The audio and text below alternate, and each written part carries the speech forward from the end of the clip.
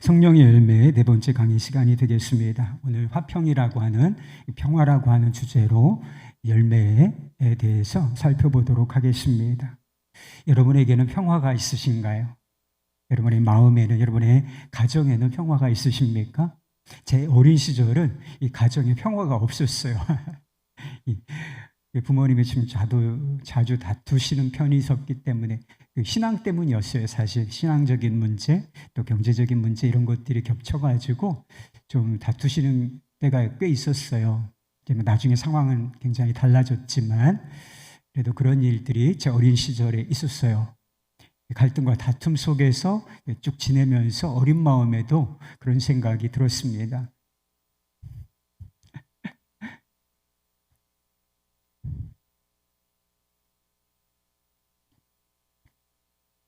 평화가 그립다, 이런 생각이 들었던 적이 있습니다. 저는 어린 시절에 저희 가정에만 평화가 없는 줄 알았어요. 그런데 알고 보니까 저희 가정에만 평화가 없는 게 아니었습니다. 다른 모든 가정들에 평화가 없다. 고통과 상처, 깨어진 관계, 불화가 있다는 사실을 알게 되었습니다. 우리 가족만 그렇겠습니까? 인간의 역사는 불화의 역사다, 전쟁의 역사라고 해도 과언이 아닌 것입니다. 인간의 역사가 기록되기 시작한 지가 지금으로부터 한 3,500년 전에부터 인간의 역사가 이제 문서로나 아주 원시적인 형태로부터 문서까지 이렇게 기록되기 시작했습니다. 그런데 지구상의 그 역사를 쭉 모아보니까 지구상에 전쟁이 없었던 날, 해를 따져보니까 286년밖에는 없었다라고 하는 것입니다. 286년 동안은 정말 아무 일도 없었던 것일까? 완전한 평화의 시대가 왔던 것일까? 그런 게 아니었어요. 어떤 사람이 평화에 대해서 그런 이야기를 한 적이 있습니다. 평화라는 것은 모든 사람이 다시 싸울 준비를 하는 역사 속에서 일어나는 짧게 빛나는 순간이다 라고 말입니다. 잠깐 쉬는 것이지 휴전이야, 휴전. 뭔가 정비를 하고 다음 사람들을 모으고 뭔가 정비할 시간이 필요해서 그런 것이지, 정말 평화가 필요해서 서로 우리 화해하자, 평화를 누리자, 이렇게 해서 평화가 이루어진 것은 아니었다는 것입니다. 우리가 살펴보고자 하는 이 화평, 평화의 개념은 대단히 넓은 것입니다. 비슷한 단어가 많은 이유가 그런 거예요. 화평이라고도 하고 평화라고도 하죠. 그리고 화목이라고도 부르고 평안, 평강, 다 비슷하게 우리가 혼용해서 쓰는 단어들인 것입니다. 조금 느낌은 다르다라고 말할 수가 있지만 결국 이 화평, 평화의 한 테두리 안에 있는 단어들인 것입니다. 구약 성경에서 평화라고 하는 단어가 여러분 잘 알고 있듯이 샬롬이라고 하는 것입니다. 이제 우리말로 번역을 하면 안녕하십니까? 당신에게 평화가 있기를 빕니다. 이런 인사이기도 해요. 샬롬. 샬롬. 그런데 단순히 이것은 안녕하십니까? 당신에게 평화가 있기를 빕니다. 이런 정도의 의미가 있는 것이 아닙니다. 대단히 깊은 의미가 있는 것이 바로 이 샬롬이라고 하는 단어입니다. 코넬리우스 플랜팅가라고 하는 분이 계신데 신학자예요. 그분이 우리의 죄 그리고 하나님의 샬롬이라고 하는 책을 썼는데 이 샬롬이라고 하는 단어의 의미를 이렇게 정의를 했습니다. 풀어놓은 거예요. 하나님, 인간, 그리고 모든 피조물이 정의와 충만과 기쁨으로 한데 어우러지는 것을 일컬어 히브리 선지자들은 샬롬이라고 한다. 성경에서 샬롬은 보편적인 번영, 온전함, 그리고 기쁨을 뜻한다. 본성적인 필요가 다 충족되고 타고난 은사가 충실하게 활용되는 풍성한 상황. 창조주의자 구주께서 문을 여사 당신께서 기뻐하시는 피조물들을 환영하심에 따라 즐거운 경이감이 고취되는 그런 상황이다. 다시 말해 샬롬은 만사의 당위적 존재 양식이다. 어렵죠? 대충 알아들을 수 있는 개념도 있긴 하지만 대단히 신학적으로 정의했는데 이런 의미가 담겨 있다는 것입니다. 그래서 좀 더 간결하게 표현을 해드리면 이 샬롬이라고 하는 것은 모든 관계 속에 스며 있는 온전함, 그리고 만족스러움, 또 조화로운 상태, 요걸 발로 샬롬이라고 평화다라고 부르는 것입니다. 평화의 차원에는 크게 세 가지 차원이 있습니다. 수직적인 평화, 수평적인 평화, 그리고 내적인 평안이라고 하는 것이 있습니다. 다르게 말하면 하나님과의 평화가 있고, 그리고 이웃과 다른 사람들과 다른 피조물들과의 평화가 있으며, 그리고 우리 자신과의 평화라고 하는 세 가지 차원의 평화가 있다라고 하는 것입니다. 이 세 가지 평화는 따로 떨어져 있는 게 아니에요. 다 긴밀하게 연결이 되어져 있는 것입니다. 가장 중요한 첫 단추, 평화의 첫 단추가 바로 이 수직적인 하나님과의 평화라고 하는 것입니다. 평화는 하나님께로부터 나오는 것이고, 하나님께서 자기를 경외하는 사람들에게 주시는 선물, 그것이 바로 평화입니다.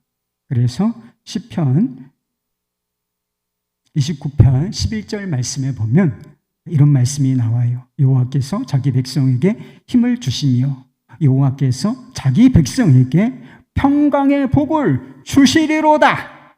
할렐루야! 하나님께서 평강의 복을 주신다. 하나님께서 이 복을 여러분에게 주시기를 축복합니다. 하나님이 창조하신 세상은 원래 샬롬의 상태였습니다. 모든 것이 완전하고, 그리고 만족스럽고, 그리고 조화로운 상태에 있었다라고 하는 것이지요. 그런데 왜 세상에 평화가 없을까요? 지금 우리가 사는 세상에는 평화가 없습니다. 평화를 사모하기는 하지만, 기대하기는 하지만 실제로 평화는 잘 존재하지 않는다는 것입니다.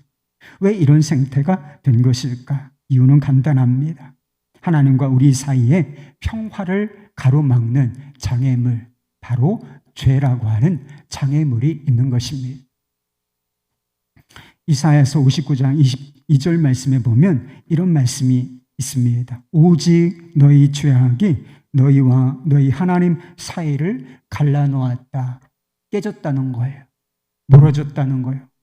하나님과의 관계가, 우리에게 평화의 복을 주시고 평강의 복을 주시는 하나님과의 관계가 너무 멀어졌다는 거예요.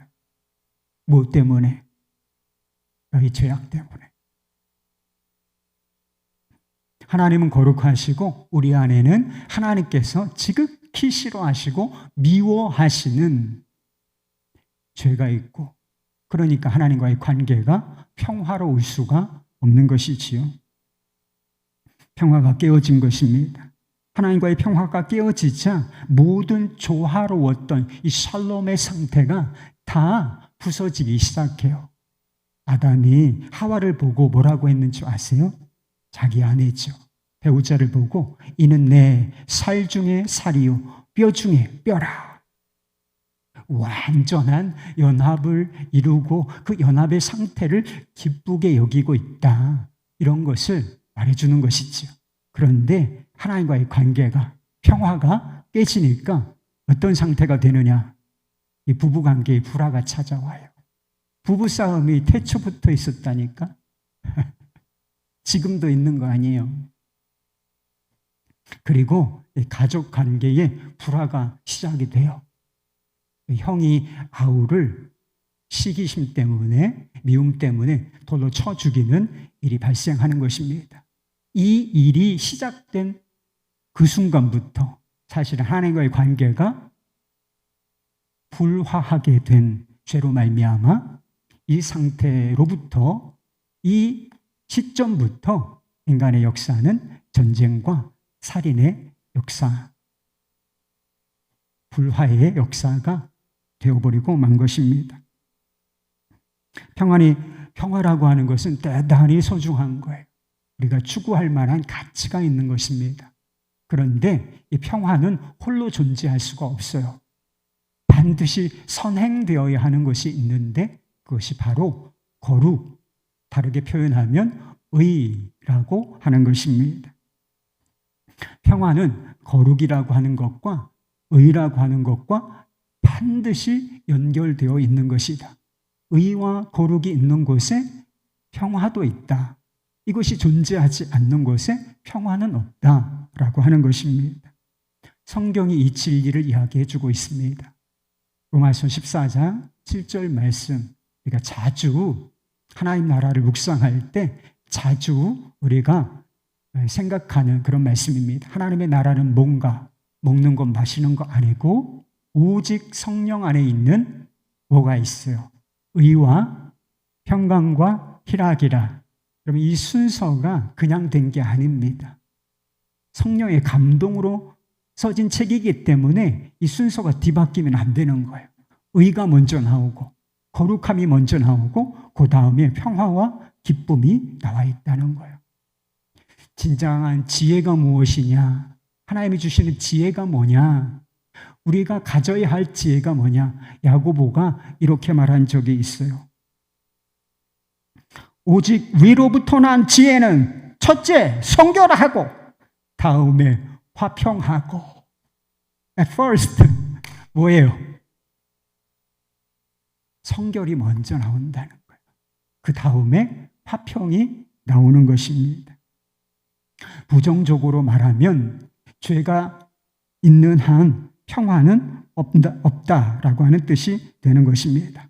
그래서 이사야 48장 22절 말씀 이렇게 말씀하고 있어요. 여호와께서 말씀하시되 악인에게는 평강이 없다 하였느니라. 여러분, 그러나 복음은 무엇입니까? 우리가 믿고 있는 복음은 무엇입니까? 우리 안에 있는 죄를 제거하실 분이, 사라지게 하실 분이 오셨다라고 하는 것입니다.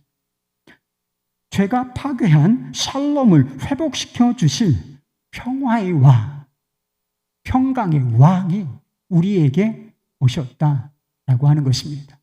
그분이 바로 우리 주 예수 그리스도이신 것입니다. 예수님은 어떤 분이시냐? 샬롬의 왕이라는 거예요. 그리고 우리에게 평화를 주시기 위하여 예수님께서 하신 일, 순종이고 그 순종의 핵심이 바로 십자가인 것입니다. 사도 바울은 로마서 5장에서 예수 그리스도를 믿는 믿음의 결과를 이렇게 이야기한 적이 있습니다. 예수 그리스도를 믿는다는 것이 하나님과의 관계에 어떤 변화를 가져오는가? 그러므로 우리가 믿음으로 의롭다 하심을 받았으니 우리 주 예수 그리스도로 말미암아 하나님과 화평을 누리자. 예수 그리스도로 말미암아 하나님과 우리 사이를 불화하게 만들었던 이 죄가 사라졌습니다. 이 죄가 사라졌으니 하나님과의 관계가 바르게 되었으니 이제 그 바른 관계 안에서 평화를 누리라. 하나님과 평화를 누려. 이렇게 말하고 있는 것이지요. 정죄와 심판은 사라졌습니다. 더 이상 하나님을 경외감, 좋은 경외감도 있어요. 두려움도 있지만 하나님에 대한 공포심.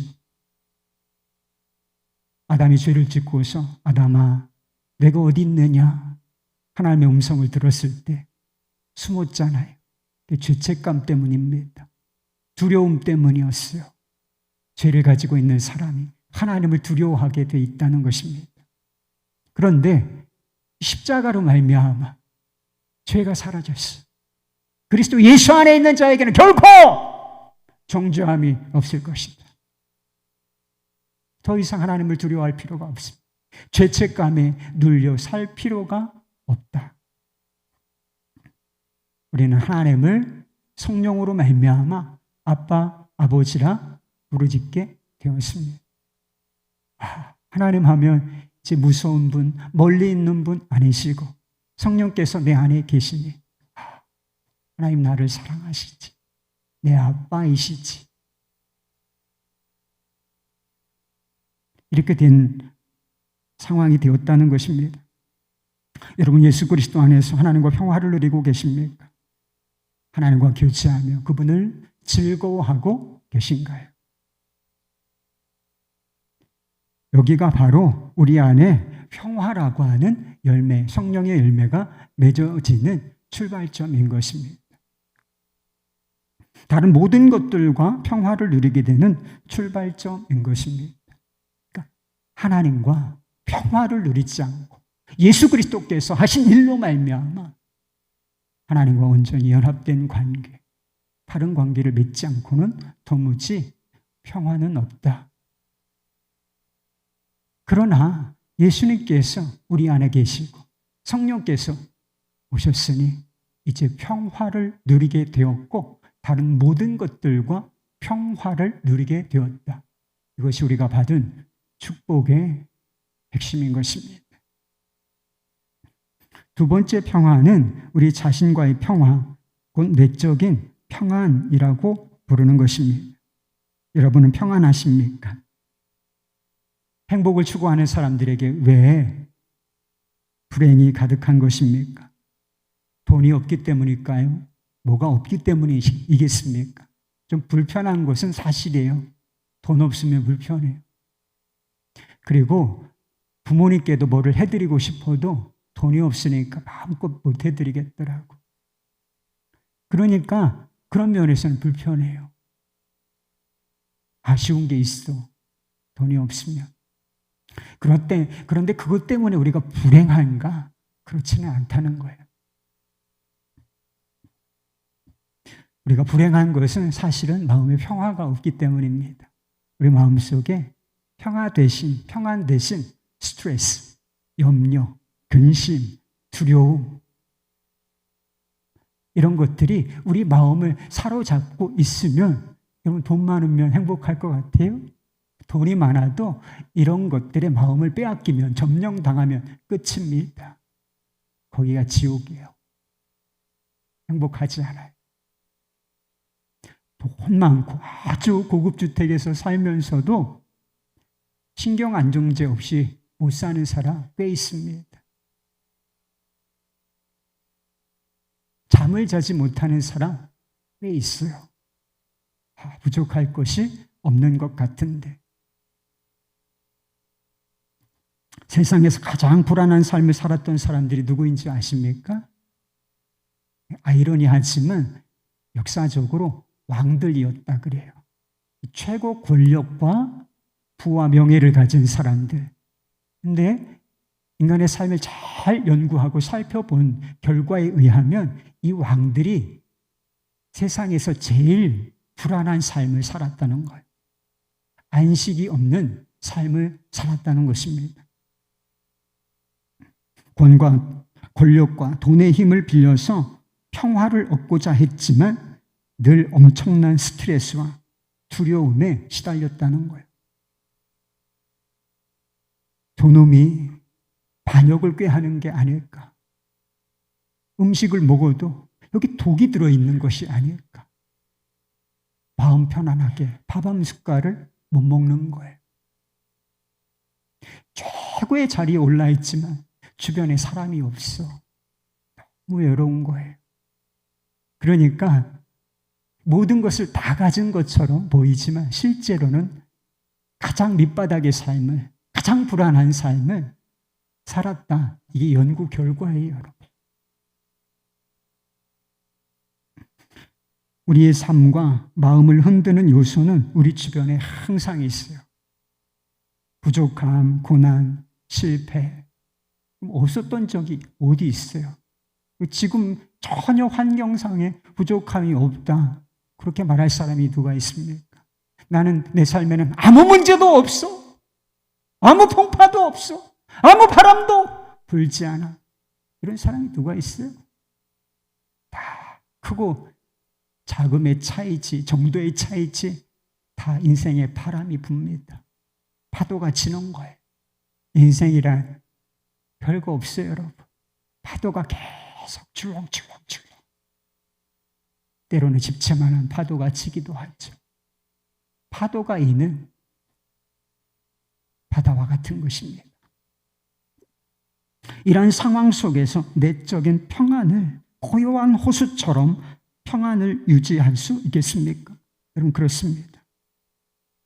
하나님과 평화로운 관계를 맺고 이 평강의 하나님께 우리의 삶의 닻을 내리면 세상은 요동하고 내 삶의 환경들은 요동하지만 내 마음의 상태, 내적인 상태는 고요한 호수 같을 수 있다. 이게 성경의 증언인 것입니다. 마태복음 6장에 보면 예수님께서 염려하지 마. 염려의 에너지 쏟지 말고 다른 데 써. 하나님의 나라와 너희 의를 구하는데 너희 열정과 기도를 바치라. 그게 생산적인 거야. 그게 창조적인 삶 아니겠느냐. 이렇게 말씀하세요. 염려하지 마세요. 근거가 있어야 될 거 아니야. 하나님이 우리를 아신다는 거예요. 내 모든 것 아시고 내 필요를 아시고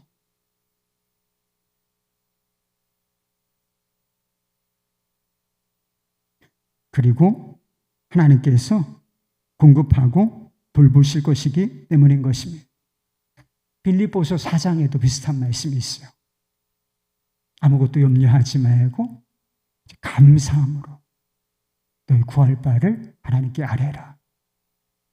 염려하지 말고 염려할 시간이 있으면 너희 감사함으로 기도해라. 그게 훨씬 이득이에요, 여러분. 밤잠 못 자고 막 기와집 지었다. 어른들 말로 부쉈다. 누구를 때렸다. 살렸다. 쓸데없는 거예요, 다. 오히려 기도하는데, 감사함으로 기도하는데 시간을 투자하는 것이 지혜로운 것입니다. 왜냐하면 평강의 하나님께서 그 기도를 들으시고 우리의 마음과 생각을 평화로, 평강으로 지켜주실 것이기 때문인 것입니다. 내적인 평안은 하나님을 신뢰하는 사람들에게 주어지는 선물인 것입니다. 보이는 상황이 아니라 모든 것을 아시고 모든 것을 주관하시는 그분께 삶의 닻을 내리고 사는 사람들에게 주시는 선물인 것입니다. 그리고 삶에 보이지 않지만 운전대가 있어요, 여러분. 여러분 막 운전대 붙잡고 이리 틀면 행복해질까? 저리 틀면 행복해질까? 운전하죠? 거기에는 안식이 없어요, 여러분. 삶의 운전대를 주님께 내어 맡기고 주님이 이끄시는 대로 가겠습니다. 선포하고 그렇게 사는 사람에게 주어지는 선물, 이게 바로 평안인 거예요. 이것은 세상이 줄 수도 없고 세상이 빼앗을 수도 없는 평안인 것입니다. 알려진 바에 의하면 링컨에 관한 일화가 있어요.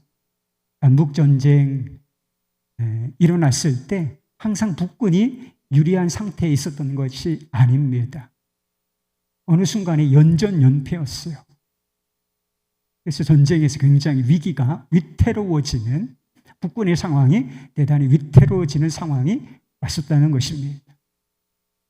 그런데 링컨의 얼굴 표정을 보는데 두려워하거나 근심에 사로잡혀 있는 것 같지 않은 그런 얼굴을 하고 있더라는 거예요. 일이 잘 안 돼요. 망해가는 것처럼 보입니다. 그런데 여러분, 그런 얼굴 하고 있을 수 있겠어요? 그랬다는 거예요. 왜 그랬을까? 이 전쟁이 하나님께 속한 전쟁이다 라고 하는 사실을 그가 믿었기 때문인 것입니다. 그리고 우리가 하나님의 편에 서 있으면 노예 해방은 누가 기뻐하시는 것입니까? 하나님이 기뻐하시는 것이죠. 자신의 형상대로 흑인이든 백인이든 황인이든 창조하신 귀한 존재로 창조하신 하나님의 뜻 아니겠습니까? 이 하나님 기뻐하시는 편에 우리가 서 있으면 하나님이 승리를 주실 것이다. 이게 너무나 분명했기 때문에 흔들리지 않는 그 확신 때문에 그가 두려워하지 않고 염려하지 않았다는 것입니다. 상황이 어렵게 돌아가는 상황 속에서도 우리가 하나님과의 평화를 누리고 주님이 주시는 내적인 평화를 누리는 것이 중요한 이유가 있어요. 그 자체도 대단히 중요한 것이죠. 그래야 그 평화의 다음 차원으로 넘어갈 수 있는 힘이 생기기 때문인 것입니다. 사도 바울이 평화라고 하는 아주 넓은 개념을 이야기하고 있지만 사실 그가 강조하고 싶었던 열매는 바로 이 부분이었을 거예요. 바로 다른 사람들, 이웃과의 수평적인 평화, 이것이 가능해진다는 것입니다. 갈라디아서 5장에 보면 사도 바울이 말하고자 하는 평화가 공동체 안에서 다른 사람과의 평화라고 하는 사실을 알 수가 있어요. 제 5장에 성령의 열매가 나오지 않습니까? 근데 그 앞부분에 보면 사도 바울이 말하고자 하는 평화는 대단히 큰 개념인데 이 평화라고 하는 성령의 열매가 구체적으로는 어떤 것인가 이해할 수 있는 성경 구절이 있어요. 13절 15절 오직 사랑으로 서로 종노릇하라. 만일 서로 물고 먹으면 피차 멸망할까 조심하라. 하나는 긍정적인 측면에서의 평화를 중요하게 말씀하시는 것이고 하나는 부정적인 측면에서 그렇게 말하는 것이죠. 긍정적이든 부정적이든 평화로운 관계 이것에 주목하고 그에 이어서 이 성령의 열매, 이 화평에 대해서 이야기했다는 것입니다. 예수님께서는 자기 육체로 하나님과 우리 사이에 샬롬을 회복시켜 주시러 오신 분이십니다. 그러나 성경은 하나님과 이 수직적인 평화, 관계뿐만 아니라 다른 사람과의 수평적인 관계도 평화로워져야 하고 실제로 그럴 수 있다고 말하고 있습니다. 예수님의 이 십자가는 하나님과 이 수직적인 관계의 문을 열어주신 십자가일 뿐만 아니라 막혀 있었던 이 수평적인 관계의 문을 열어주는 것, 이것이 바로 예수 그리스도의 십자가이기 때문인 것입니다. 그래서 이런 명령이 있는 거예요. 로마서 12장 18절 말씀. 할 수 있거든. 너희로서는 모든 사람과 더불어 화목하라. 그러면 한두 사람 아니고 친한 사람, 잘 지내는 사람, 이런 사람만 아니고 모든 사람과 더불어 관계 맺고 있는 모든 사람과 더불어 할 수 있거든. 화목하라. 화목할 수 있으니까 그렇게 말하고 있는 거예요. 그렇다면 우리가 어떻게 다른 사람과 평화를 누릴 수 있겠습니까? 근본적으로 평화는 아까도 말한 것처럼 그리고 또 한 축으로는 사랑에 관계된 문제인 것입니다. 우리 자신이 주님 앞에 주님의 말씀에 순종하고 이게 의잖아요. 그리고 주님의 마음으로 다른 사람을 사랑할 때 주어지는 이것이 바로 평화인 것입니다. 고린도전서 13장에 보면 사랑이 어떤 속성을 가지고 있는지 그냥 사랑은 단순히 감정이 아니라 사랑은 대단히 깊이 있는 다양한 속성을 가지고 있다는 거예요. 그럼 잘 알고 있는 말씀인데 4절부터 7절까지의 말씀입니다. 사랑은 오래 참는 것이다. 사랑은 온유하며 시기하지 아니하며 사랑은 자랑하지 아니하며 교만하지 아니하며 무례히 행하지 아니하며 자기 유익을 구하지 아니하며 성내지 아니하며 악한 것을 생각하지 아니하며 불의를 기뻐하지 아니하며 진리와 함께 기뻐하고 모든 것을 참으며 모든 것을 믿으며 모든 것을 바라며 모든 것을 견디느니라. 여러분, 이게 사랑이에요. 사랑의 이런 정도가 아니고 기분 좋으면 사랑해 하고 수 틀리면 안 사랑해 하고 이게 아니라는 거. 아주 이타적이고 겸손하고 온유하고 자기를 내어주고 희생하고 이런 게 진짜 사랑이란 말이에요. 우리가 이런 사랑을 가지고 있다고 생각해 보십시오. 이런 사랑을 가지고 다른 사람들과 관계를 맺고 있다고 생각해 보십시오. 불화할 일이 없어요, 여러분. 갈등하고 다툴 일이 없다. 사람들과의 관계 속에서 속상한 일, 상처받을 일이 존재하지 않아요. 그렇지 않습니까? 예수님께서 말씀하신 이 사랑의 속성, 이게 우리 안에서, 우리의 언행심사에서 실제가 된다면 무례히 행하지 않아.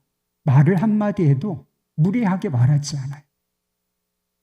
서로를 존중하고 배려하는 말하고 필요한 것이 있으면 자기가 나서서 희생하고 겸손하고 오래 참아주고 그러면 불화할 일이 어디 있어요?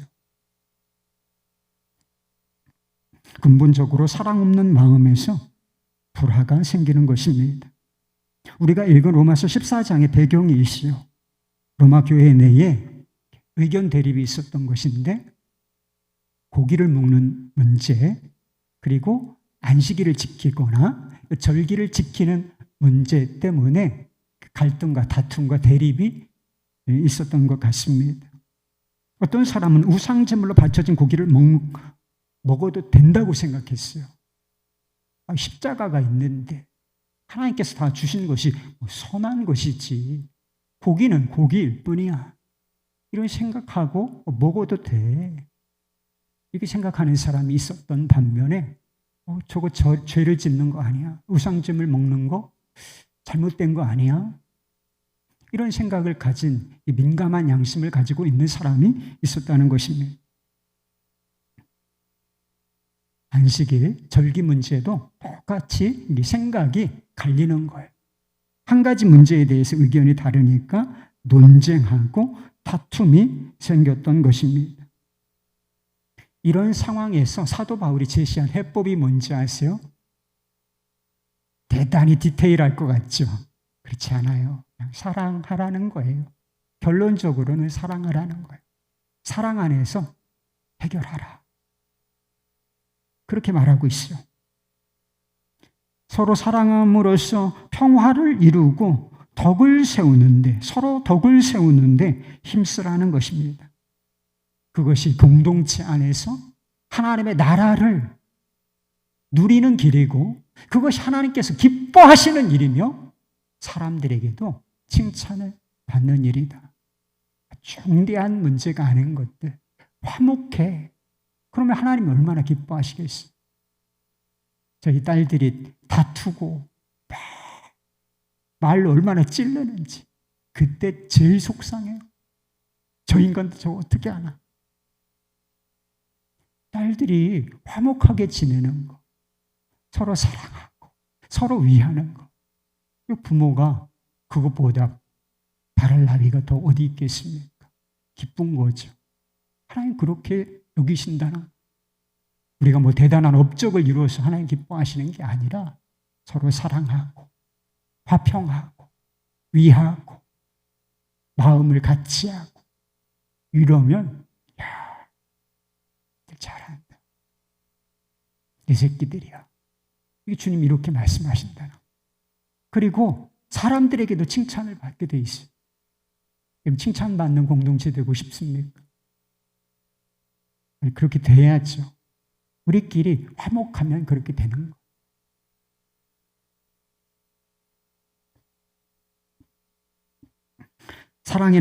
사랑은 다양한 모습으로 나타나는데 바울이 여기서 말하는 사랑은 관용이라고 하는 것입니다. 관용. 너그러운 마음으로 받아주는 것을 말하는 것입니다. 고기를 먹을 수 있느냐 없느냐라고 하는 것은 진리에 관한 문제가 아니다라고 하는 것입니다. 신학적으로는 정리를 했어요. 먹어도 괜찮다는 거예요. 먹어도 괜찮아. 음식. 여러분 제사 음식 먹어도 괜찮아요. 그건 그냥 음식은 음식일 뿐인 것입니다. 하나님이 지으신 모든 것이 선함에 감사함으로 받으면 버릴 것이 없는 것입니다.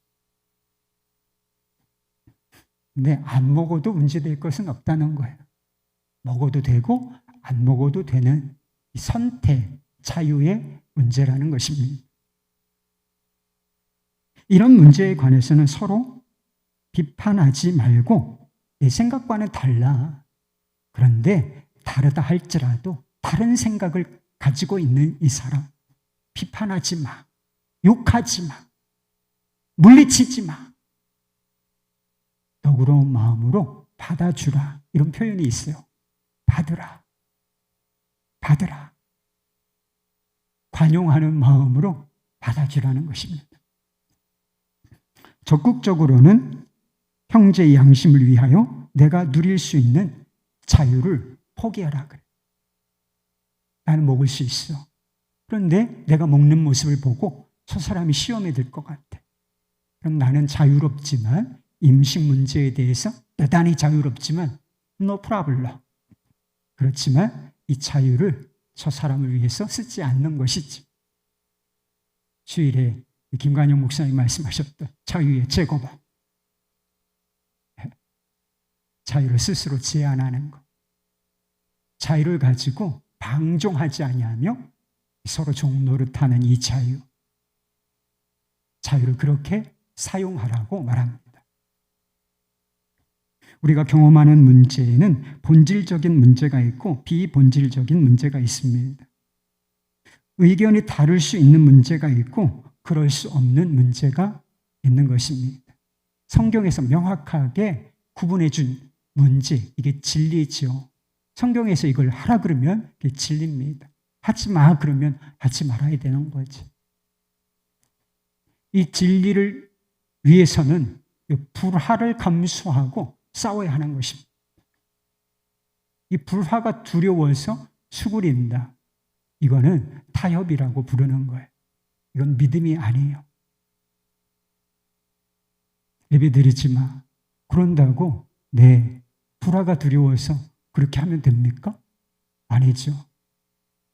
어떤 때는 정말 불화, 때로는 순교, 이것을 각오하고라도 진리를 따라야 진리 편에 서야 하는 것이지. 그러나 우리가 삶 속에서 경험하는 많은 문제들이 이런 문제만 있는 게 아니고 대개는 우리가 갈등하고 다투고 대립하는 이런 문제들이 비본질적인 문제들이 많다는 것입니다. 왜 우리가 다투고 분열하고 하는 것입니까? 비본질적인 문제로. 내가 옳다고 생각하는 고집 때문인 것입니다. 어떤 교회가 교인들이 열심히 헌금을 해서 교회당을 건축을 했다는 것입니다. 근데 교회를 잘 건축을 했어요. 열심히 헌신을 했어요. 그런데 입당을 하기도 전에 이 교회가 둘로 갈라졌다라고 하는 것입니다. 얼마나 싸웠길래, 얼마나 심각한 문제로 싸웠길래 교회가 둘로 갈라지는 일이 있었나. 문제의 발단이 무엇이었느냐 하면 예전에는 강단에 카펫을 깔았어요. 그 카펫 색깔을 붉은 색깔로, 보혈 색깔로 할 거냐, 아니면 요새 눈도 시원하고 이런 그린 색깔로 할 것이냐, 이걸 가지고 싸웠다는 거예요. 서로 막 싸우다가 갈라서 이렇게 해서 결국은 입당하기도 전에 교회 공동체가 둘로 나뉘어지는, 몸이 찢겨진 거죠. 그런 일이 일어나고 말았다는 것입니다. 교회당, 건물은 세웠지만 진짜 교회, 공동체거든요. 사람이거든요. 이것은 세우지 못하는 안타까운 현실, 사실은 죄입니다. 이건 죄를 범한 것이지요. 실제로 이런 일이 있을까 싶지만 우리가 갈등하고 다투는 문제를 생각해 보십시오. 가정에서, 교회에서 다투는 문제 생각해 보세요. 여러분, 우리가 역사적 사명 때문에 다투는 거예요? 여러분, 우리가 복음의 진리 때문에 다툽니까? 세계 선교를 위해서 싸우는 거예요? 그게 아니요. 말 한마디 때문에 싸우는 거잖아요. 뭐가 의견이 조금 안 맞는다고 싸우는 거잖아요. 많은 사람들이 자기 나름대로 보이지 않는 선을 가지고 있어요. 우리는 선긋기 선수들이에요. 촥! 촥! 테두리 치는 선수들이다. 여기까지 내 기준, 이게 선이야. 보이진 않지만 명확해.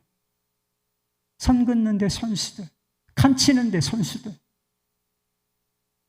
다른 사람이 그 선을 넘으면 비판하고 정죄하는 것이지. 그러나 우리가 가져야 할 선은 딱 두 가지. 진리, 복음이라는 선과 명확한 것이지. 타협할 수 없는 명확한 진리라고 하는 한 가지 선과 사랑, 관용이라고 하는 아주 폭이 넓은 선, 이 두 가지만 가지고 있으면 되는 것입니다. 사랑과 관용이라는 선이 넓어지면 넓어질수록 평화로운 관계도 넓어지는 것입니다. 십자가를 생각해 보세요. 십자가는요, 죄, 그리고 지옥만 빼놓고 모든 것을 다 품어내는, 감싸는 선인 것입니다. 우리가 그 선이 있기 때문에 좁게 치지 않으시고 아주 넓게 죄와 지옥만 빼놓고 확 하고 넓게 쳐주셨기 때문에 우리가 하나님 나라 안쪽에 들어올 수 있었던 것입니다. 평화라는 열매가 자라는 또 한 가지 길은 용서와 화해인 것입니다. 이것도 관용처럼 사랑의 다른 측면이라고 할 수 있는 것이지. 다른 사람과의 관계에서, 그리고 공동체 속에서 갈등과 다툼, 상처가 없다면 얼마나 좋겠습니까? 제발 그랬으면 좋겠습니다. 싸우지 좀 마세요. 맨날 하면 그냥 넘어가 주시면 안 되겠습니까? 이런 게 없었으면 정말 좋겠다. 그러나 우리의 믿음이 연약하고 믿음이 완전하지 않잖아요. 우리의 성품도 완전하지 않고 우리의 사랑도 완전하지를 않지 않습니까? 그러니까 실제로는 다툼이 없고 고통이 없고 불화가 없고 상처가 없었으면 좋겠지만 실제로는 있을 수밖에 없다. 있어요. 갈등과 다툼이 없는 곳을 찾는다면 아마 거기는 화성쯤 될 것입니다. 지구상에 있다면 어느 무인도쯤 될 것입니다. 난 상처받는 게 싫어. 난 갈등하는 게 싫어. 그래서 실제로 무인도에 가서 살지는 못하죠. 그렇지만 관계의 무인도 속에서 다른 사람들로부터, 공동체에서부터 떨어져 나와서 이 관계의 무인도에서 살고 있는 사람들은 제법 많이 있습니다. 외톨이들이지. 그럼 지옥이 다른 데 있는 게 아니라 이 관계의 무인도 속에 있는 것입니다. 하나님께서는 갈등과 다툼 속에서도 평화라는 열매를 맺어갈 수 있는 길을 열어두셨어요. 사랑과 하나됨이라는 이 놀라운 축복을 경험할 수 있는 길을 이미 열어놓으셨다. 그게 바로 용서와 화해의 실천인 것입니다. 우리의 문제는 갈등과 다툼이 있다는 것 자체가 아니에요. 우리의 진짜 문제는 회개, 용서, 그리고 화해를 실천하지 않는다는데 우리의 문제가 있는 것입니다. 십자가 복음을 안다고는 해요. 그럼 알죠? 그러나 십자가의 정신, 십자가의 능력, 이것을 의지하여 용서와 화해를 실천하지 않는 것, 이게 우리의 진짜 문제라고 하는 것입니다. 오래된 찬양 중에 오늘 나는 이라고 하는 찬양이 있어요. 최용덕 씨가 작사하신 찬양인데요. 내용이 이렇습니다. 내가 먼저 손 내밀지 못하고, 내가 먼저 용서하지 못하고, 내가 먼저 웃음 주지 못하고 이렇게 머뭇거리고 있네. 그가 먼저 손 내밀길 원했고, 그가 먼저 용서하길 원했고, 그가 먼저 웃음 주길 원했네. 나는 어찌 된 사람인가? 오 간교한 나의 입술이요, 오 옹졸한 나의 마음이요, 왜 나의 입은 사랑을 말하면서, 왜 나의 마음은 화해를 말하면서, 왜 내가 먼저 쳐줄 수 없는가? 왜 내가 먼저 손해볼 수 없는가? 오늘 나는 주님 앞에서 몸둘 바 모르고 이렇게 흐느끼며 서 있네. 어찌할 수 없는 이 마음을 주님께 맡긴 채로 2절 가사도 은혜로워요.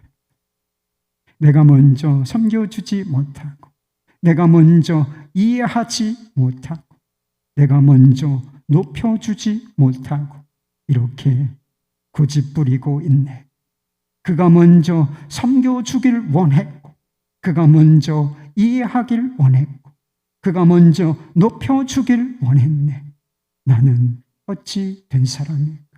오 추악한 나의 욕심이요, 오 서글픈 나의 자존심이요, 왜 나의 입은 사랑을 말하면서, 왜 나의 마음은 화해를 말하면서, 왜 내가 먼저 쳐줄 수 없는가? 왜 내가 먼저 손해볼 수 없는가? 오늘 나는 주님 앞에서 몸둘 바 모르고 이렇게 흐느끼며 서 있네. 어찌할 수 없는 이 몸을 주님께 맡긴 채로. 제가 왜 이러죠? 최용덕 집사님이 이 찬양을 만들게 된 계기가 있다 그래요.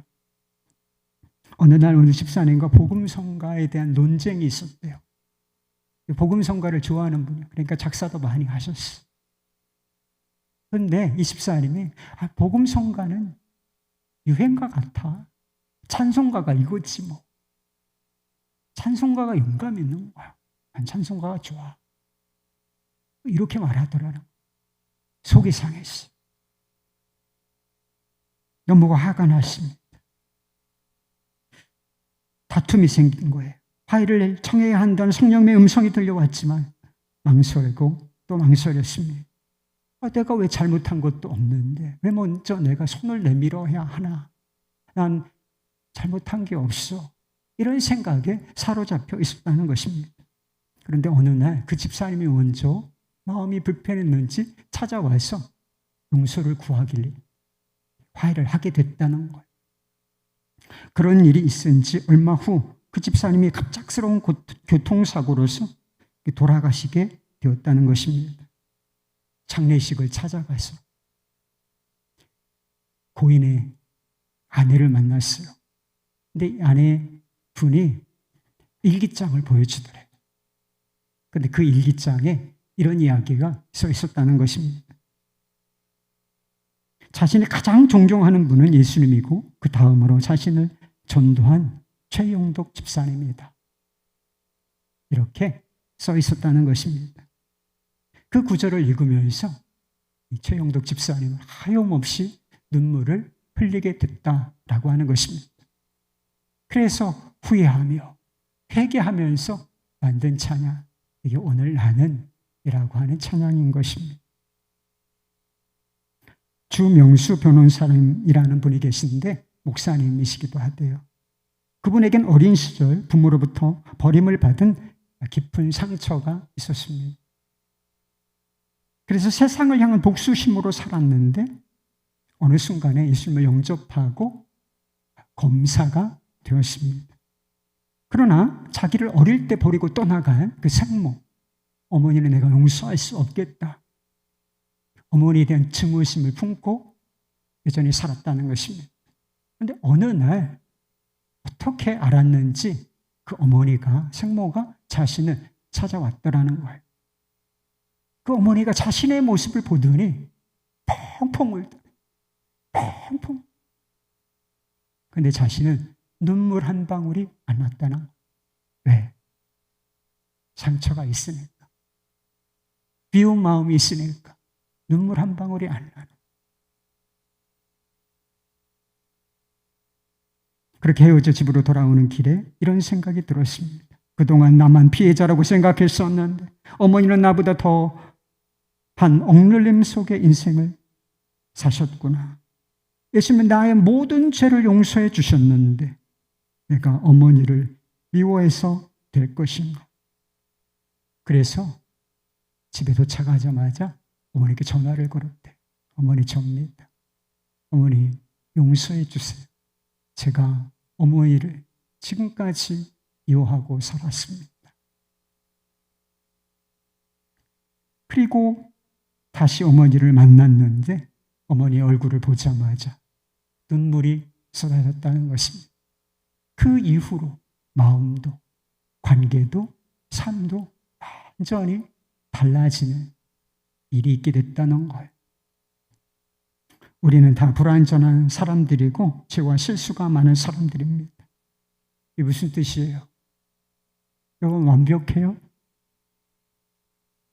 우리 자신도 용납과 용서가 필요한 사람들이라고 하는 뜻이죠.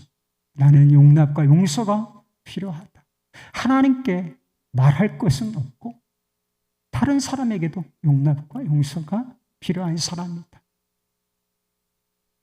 그것을 구하고 기대하는 사람들이 어찌 다른 사람 그들의 잘못과 실수 그것에 대해서 용납하고 용서하지 않겠다는 마음을 품을 수 있겠습니까? 그것이 바로 예수님께서 가르쳐 주신 주기도. 오늘 우리에게 죄 지은 자를 사하여 준 것 같이 우리의 죄를 사하여 주시옵고 이 기도가 담고 있는 정신인 것입니다. 우리의 평화가 되시는 그리스도를 통하여 하나님과 평화를 누리시기를 바랍니다. 하나님께 삶의 닻을 내리고 삶의 운전대를 맡겨드림으로 인하여 폭풍 가운데서도 평안을 누리시기를 바랍니다. 그리고 주님의 마음을 품고 다른 사람들과 함께 평화하시기를 바랍니다. 여러분에게 하나님의 평화가 있기를 빕니다. 샬롬. 자, 우리 찬양하고 기도하십시오.